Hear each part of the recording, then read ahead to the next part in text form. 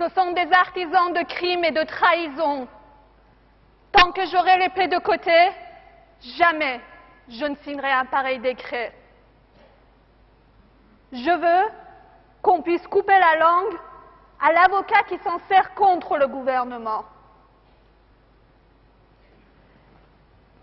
Ainsi parlait Napoléon Bonaparte. Lorsqu'en 1810, il lui fallut appliquer la loi votée 6 années plus tôt, portant rétablissement par le consulat du titre d'avocat. Concéder à un avocat, pour seul et unique droit, celui de se taire, voilà le fantasme ultime de tout dictateur de son État.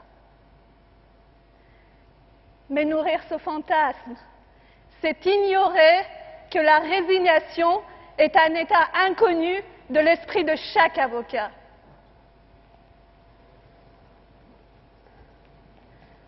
Ma chère consoeur, Madame Nasrin Sotoudeh, vous êtes maman de 2 enfants, âgés de 3 et 11 ans. Vous êtes avocate au barreau de Téhéran, en République islamique d'Iran. Vous êtes le courage exacerbé. Vous êtes une travailleuse acharnée. Vous êtes constamment en lutte aux côtés des plus opprimés. Vous êtes le bouclier de chacun de vos clients traduits devant la justice iranienne. Vous œuvrez pour que soient respectés les droits humains.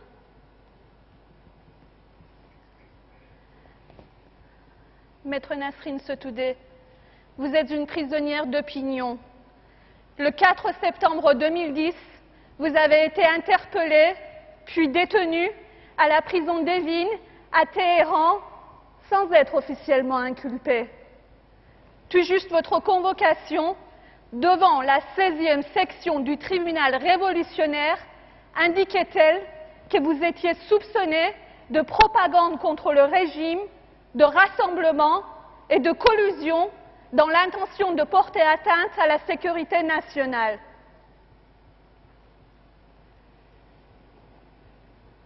Vos droits les plus élémentaires ont été bafoués. Vos maisons et cabinets ont été perquisitionnés. Vous avez été détenu en isolement. 2 mois après votre arrestation, vous n'aviez toujours pas été autorisé à consulter votre avocate. Vous étiez sous une pression psychologique et physique constante. Vous risquiez de subir des actes de torture. Maître Nasrin Sotoudeh, ces procédés ont échoué à vous réduire au silence. Puisque vous avez su puiser au fond de votre courage exceptionnel et vous ne cessez jamais de vous battre, y compris depuis votre cellule de prison, en entamant une grève de la faim le 25 septembre 2010. Ce faisant, vous avez tenu en échec toute gouvernance totalitaire, puisque la liberté d'expression dont on vous a privé, vous la recouvrez à travers votre grève de la faim, dénonçant tant votre capture arbitraire que votre séquestration annoncée et orchestrée par cette même gouvernance.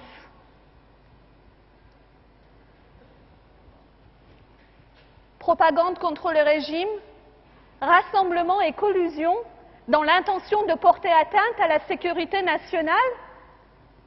Ma chère consoeur, quelle avocate êtes-vous pour être l'objet de tels soupçons?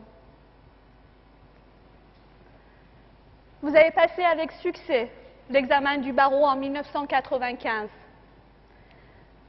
En raison de votre militantisme en faveur des droits de l'homme, il vous a été interdit d'exercer votre profession. Qu'à cela ne tienne, vous avez lutté sur tous les fronts. Promotion des droits des femmes à travers des publications dans les revues, dénonciation des assassinats en chaîne, ces intellectuels iraniens et dissidents politiques qui disparaissaient dans les années 90, garantie des droits des personnes interrogées par les autorités iraniennes à travers le guide droit de la personne arrêtée que vous avez rédigé puis distribué. Vous avez surtout été journaliste au sein de quotidiens réformistes.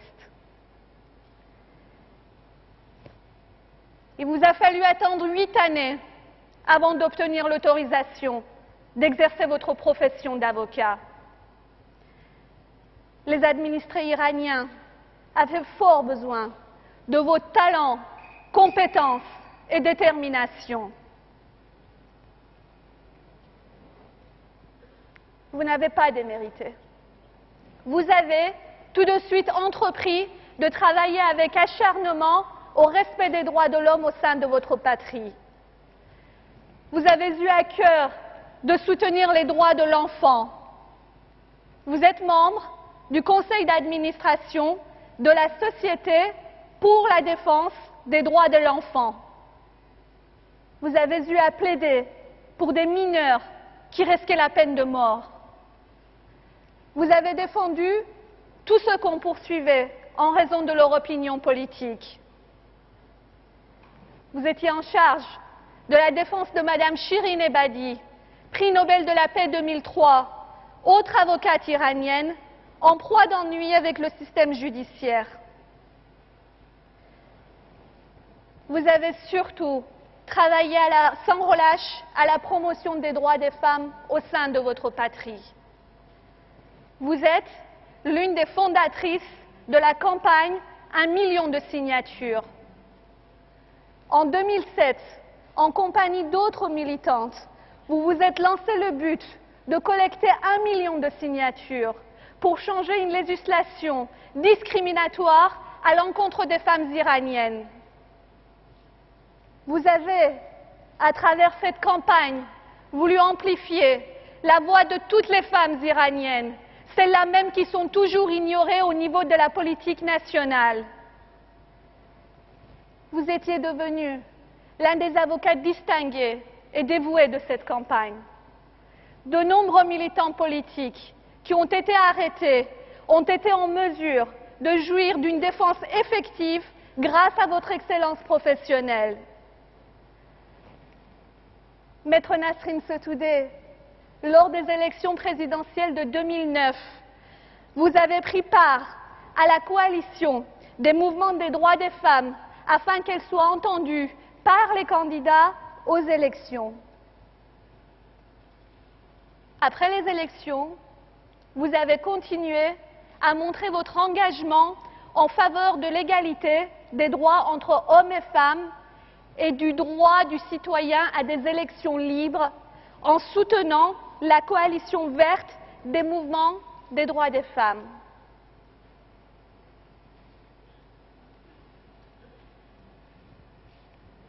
Votre travail et la ferveur avec laquelle vous défendez les libertés fondamentales et les valeurs humaines universellement partagées ont été salués au-delà des frontières iraniennes. Le 10 décembre 2008, à l'occasion de l'adoption, de l'anniversaire de l'adoption de la Déclaration des droits de l'homme par l'ONU, il vous était décerné le prix international des droits de l'homme par une ONG italienne. Malheureusement, les autorités iraniennes vous refusaient le droit de quitter le pays et vous privez ainsi de recevoir ce prix. Vos prises de position et actions en faveur des droits de l'homme vous ont valu d'être menacés à de nombreuses reprises. L'apogée de ce climat de terreur et de peur orchestré à votre endroit a été votre arrestation du 4 septembre 2010. Au terme d'un simulacre de procès où l'intégralité de vos droits a été bafouée, vous avez été jugé et condamné à une peine d'emprisonnement longue de 11 années pour propagande contre le régime, rassemblement et collusion dans l'intention de porter atteinte à la sécurité nationale.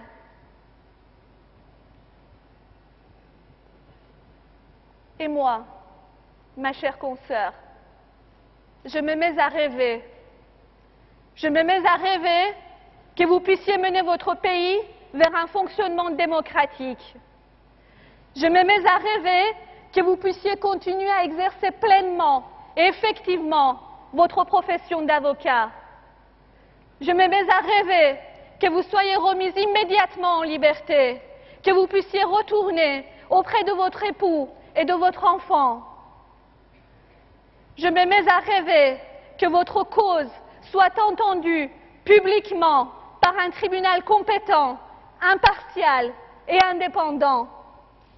Je me mets à rêver que votre cause soit entendue en application de l'article 23 des principes de base relatifs au rôle du barreau adopté par le 8e Congrès des Nations Unies qui dispose, je cite, « Les avocats, comme tous les autres citoyens, doivent jouir de la liberté d'expression, de croyance, d'association et de réunion.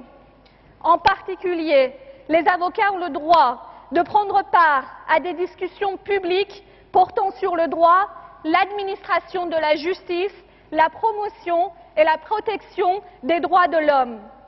Les avocats ont le droit d'adhérer à des organisations locales, nationales et internationales, ou d'en constituer et d'assister à leurs réunions sans subir de restrictions professionnelles du fait de leur acte légitime ou de leur appartenance à une organisation légitime. Je me mets à rêver que vous triomphiez de l'obscurantisme et des rouages totalitaires, que vous recouvriez vos libertés d'expression et d'opinion. Mais la réalité est si indigne que le temps n'est plus aux rêveries. Maître Nasrin Sotoudeh, vous êtes détenu en raison de vos opinions. Vous êtes privé de votre droit à la sûreté parce que vous avez exercé votre profession d'avocat. Les autorités iraniennes s'acharnent à tenter de vous réduire au silence parce que vous vous êtes acharné à porter la voix de ceux qu'on opprime. Consoeurs, votre lutte pour le respect de la dignité humaine, votre excellence militante, oblige votre profession. Permettez-moi de porter à mon tour, l'espace de quelques minutes, votre voix auprès de cette Assemblée. Permettez-moi de vous dire à quel point il est insupportable de vous savoir interpellé, séquestré et peut-être torturé. Ces exactions abjectes dont vous êtes l'objet, dénoncées par de nombreuses ONG, telles que Amnesty International, l'Observatoire international des avocats et Avocats sans frontières, n'ont que davantage, s'il en était besoin, illustré la gravité de votre combat. Ma chère consoeur, Madame Nasrin Sotoudeh, quels que soient les traitements barbares, inhumains et dégradants que l'on vous inflige, vous êtes une personne, une maman, une militante, une avocate d'une exceptionnelle dignité, pour n'avoir jamais incliné votre front devant l'arbitraire, pour vous n'être jamais résigné, pour vous n'être jamais tue.